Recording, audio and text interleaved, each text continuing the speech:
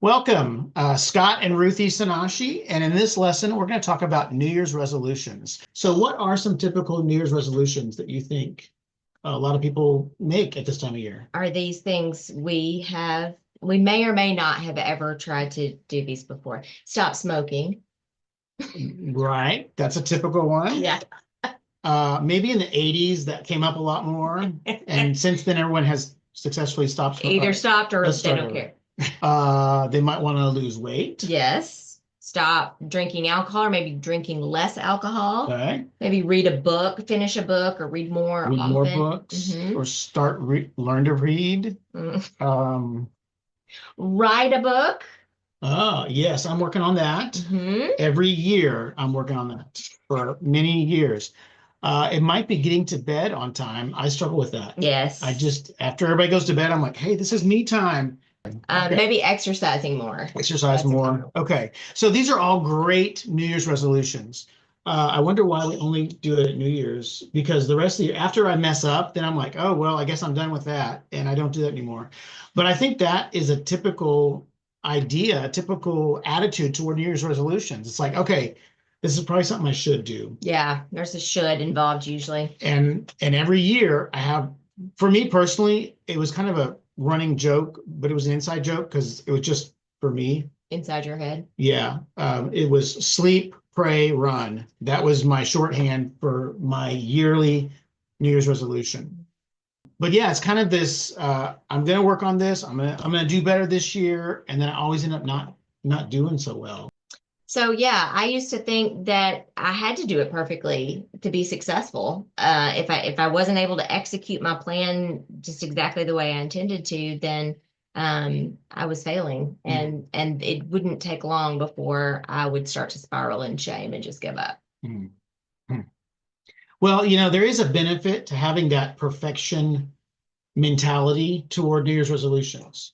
Because if you go all in with maximum effort, theoretically, you're going to make more headway. But the drawback is when we emphasize perfection instead of just personal growth around doing better at that, we end up, when we fail, we give up. Because if you only need to do it for a short period of time, and you feel like you have to do it perfectly, you can probably muscle your way through it and use a lot of discipline. For example, if there's like an office competition around weight loss or healthy activities, Did it. you might be able to go, hey, for that whole month, I did 12,000 steps per day. Oh, wow. And we won the competition. And how many steps have you taken since the competition ended? Well, from the TV to the refrigerator and back. Yeah. Yeah. So when people work hard to do the thing and they can't do it 100%, by February, they may have given up 100%. And the truth is, you really, if you want to execute something that's actually going to transform you and change the way that you live your life, and you want it to be a sustainable change, you're probably going to have to redefine what success looks like. So it's usually not a straight line. We want to think that the best way to get there is to execute our plan with no problems, no hiccups. But you're likely to have some situation where you're going to have to learn, as they say, the hard way. Okay, so you say success is not a straight line. So let's give an example. Let's say my goal is to lose 10 pounds in January. And to do that, I have set the goal to not eat any desserts through January. So I go through the first week, no problem. Second week, it's a little bit harder because I'm telling myself, don't eat that dessert, don't eat that dessert. And then after about 2.5 weeks, I'm like, oh man, I just can't take this anymore. I eat a dessert. And so I just give up. It's like, well, I didn't make it. I didn't make it for 30 days with no desserts. So I give up. And guess what happens to my weight? If you turn around and go the opposite direction, you're going to go right back up on your weight. Yeah. And I think the real success comes in being willing to pause long enough to look back and go, I wonder what happened. Like what was missing? if I could go back and coach myself in that moment where I made that choice to eat the dessert or whatever it was, um, what would I say? Mhm. And this is where a coach can really come in handy to help you kind of think through those questions, um, and at least harvest the lesson. Mhm. But you keep going. I mean, you don't just give up the whole thing Yeah. for one So mistake. kind of like looking for, was it a stressful day? Did you just have an argument with your spouse? Was I tired? I Uh, can't tell you how many times people did I stay up too late? Yeah. how many times people overeat, and they're tired, Yeah. and yeah, they just need more Mhm. sleep. Yeah. So there's a book called The Gap and the Gain by Dan Sullivan and Benjamin Hardy. And it kind of talks about this. A lot of times, as if we've got that, we're aiming at perfection and we fall short, we're looking at how far short we fell. And that's the gap between our hopes and dreams or our expectation and reality. And so we feel like a failure because we didn't achieve that. But the book, The Gap and the Gain, talks about if you look at the gain, I mean, you're still further along than if you hadn't started that journey.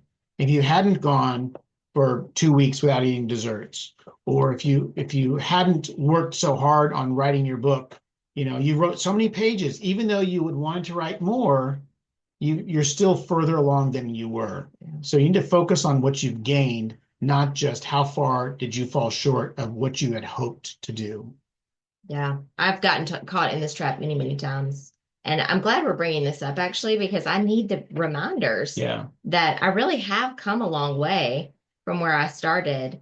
But sometimes I have a tendency to compare myself where I'm at now to where I ultimately want to be, Yeah. instead of turning around and comparing it to where I started. Yeah. Yeah. At the end of the year or the end of your whatever process, you want to be able to say, hey, look who I've become. Look what I have gained.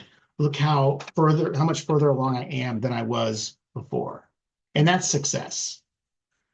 And it's a lot better than trying to have a temporary mentality around it, using willpower, muscling your way through with White knuckling. self-control, Yeah. discipline, that kind of thing. Hi, Scott here. If you're watching this video and you haven't signed up for January Jumpstart yet, you are missing out. Ruthie and I have many more teaching videos like this in our January Jumpstart program. The videos give you tips on making your New Year's resolutions last beyond January. You might even develop some new lifestyle habits that will make you look in the mirror and say, wow, look who I have become. But the key to lasting change is not the information in these videos. You can find all sorts of similar content on the web for free. The key to making lasting changes is surrounding yourself with like-minded, supportive people.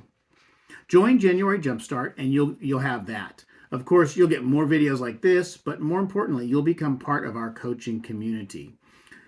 Ruthie and I will coach you on your specific goals and help you achieve them. And you will benefit from hearing us coach others in the program during our group coaching sessions. Now, you know what else will help you grow? You can share your successes with others in the community. When you turn your experiences into lessons for others, you're going to learn those lessons even better. So, what do you want? Do you want to make some positive changes in your life? Scan this QR code or click the link in the video description and join Ruthie and me in January Jumpstart 2025. A lot of times people seem to think if they can't be all in, then they're just going to be all out. Mm.